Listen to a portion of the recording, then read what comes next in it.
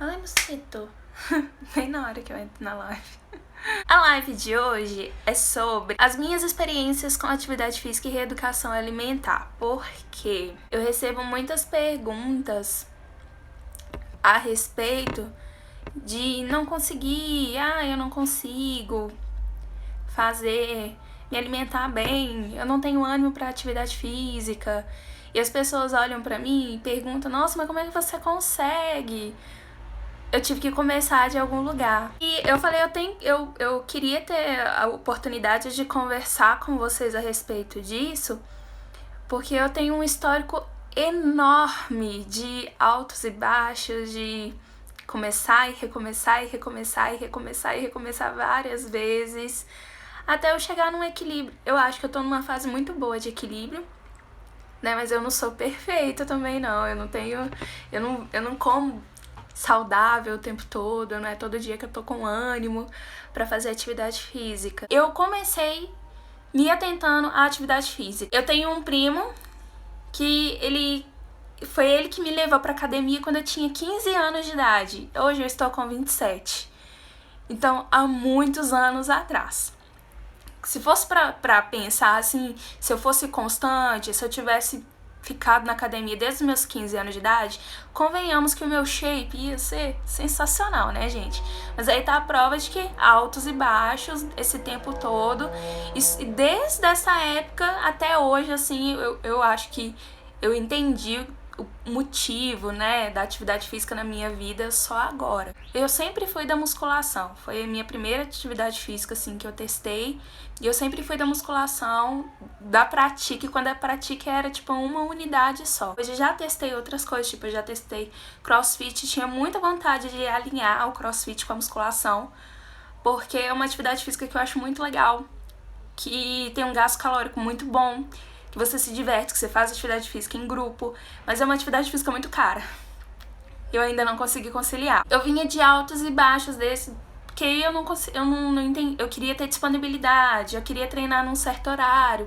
Aí eu comecei a trabalhar e estudar. E isso é uma coisa que muitas pessoas se cobram e vêm falar comigo. Eu queria muito conseguir trabalhar, fazer faculdade, fazer academia.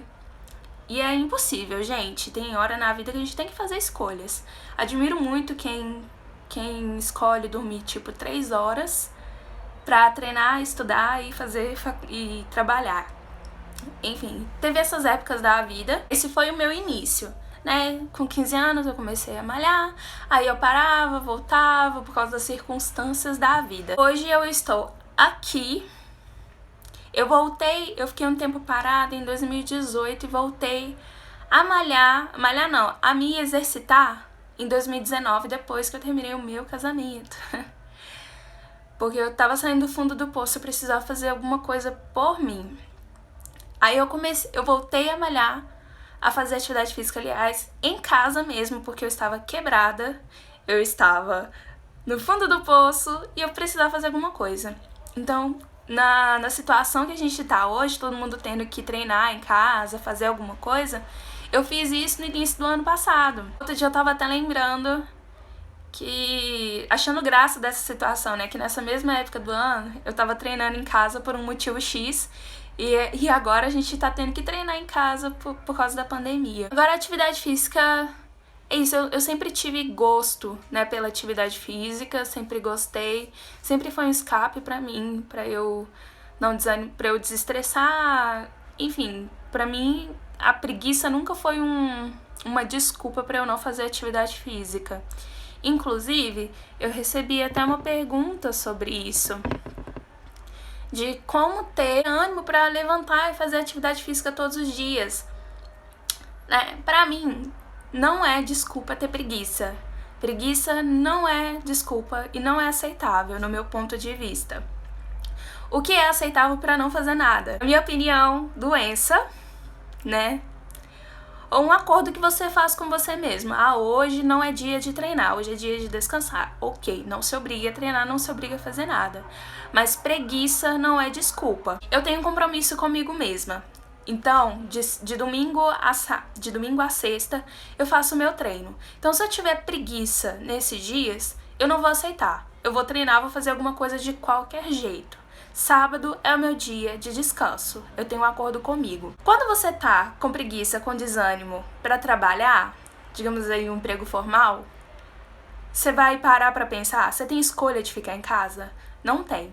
Então eu fiz um compromisso comigo mesma e eu cumpro essa responsabilidade. Eu tenho uma responsabilidade comigo. Então como eu burlo a minha preguiça e o meu desânimo? Tenho um compromisso comigo e eu cumpro esse compromisso. É algo muito importante. Eu estabeleci pra mim a atividade física como uma prioridade, como qualquer outra responsabilidade que eu tenho na minha vida. Eu sou uma pessoa que eu perco as minhas mãos, os meus braços, todos os membros do meu corpo pra não decepcionar ninguém em relação a compromisso.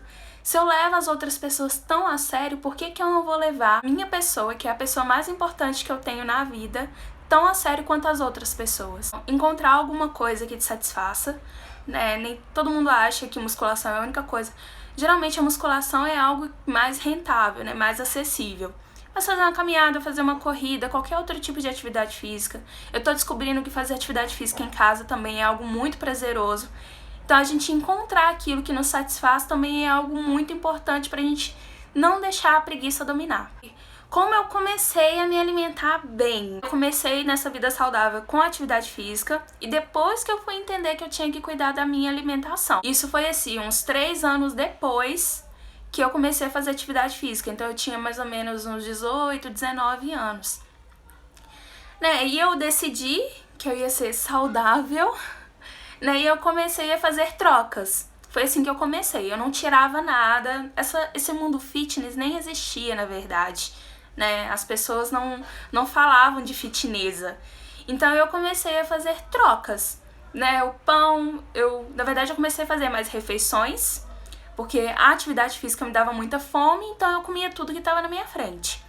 Então eu comecei a me alimentar do famoso lá de 3 em 3 horas, porque já era uma informação que eu tinha.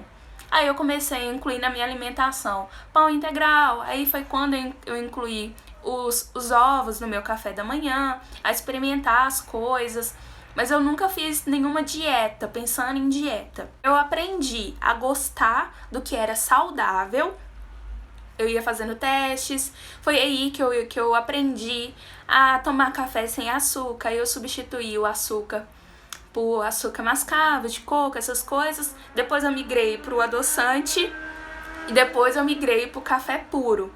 Eu fui aprendendo a gostar das coisas saudáveis, mas sem tirar as coisas não saudáveis, né, que as pessoas falam.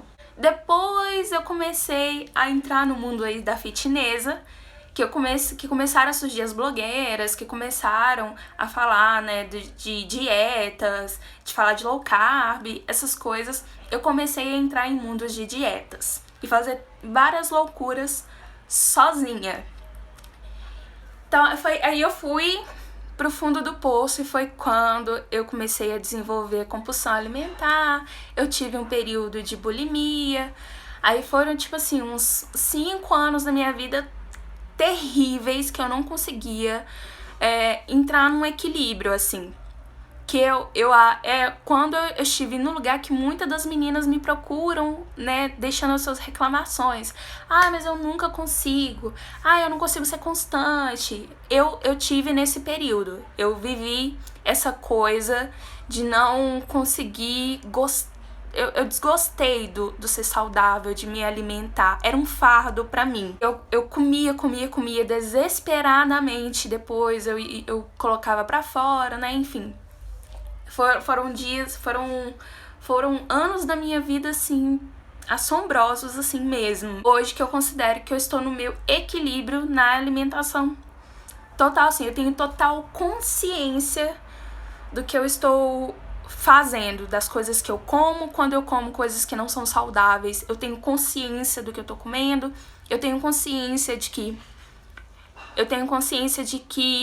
eu como por prazer, pra cuidar da minha saúde, as escolhas que eu faço o tempo todo, e eu amo tudo que eu como. Hoje pra mim é natural me alimentar bem, eu não consigo lembrar da minha vida sem me alimentar bem, eu não consigo lembrar o que eu comia no café da manhã antes de eu começar a me alimentar. Eu lembro assim da minha infância, né, de que quando eu sentava no sofá com com um copo de leite com Toddy e biscoito maisena quebrado. Lembranças de infância, assim.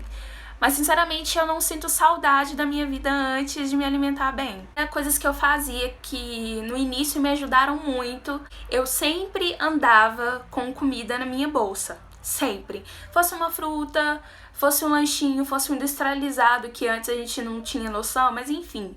Melhor você andar com uma barrinha de cereal na bolsa do que você comer uma coxinha na rua. Hoje eu não tenho tanto esse hábito, mas eu tenho muito controle da minha alimentação. Eu sei fazer escolhas na rua, mas eu sempre andava, né, com a marmitinha na bolsa.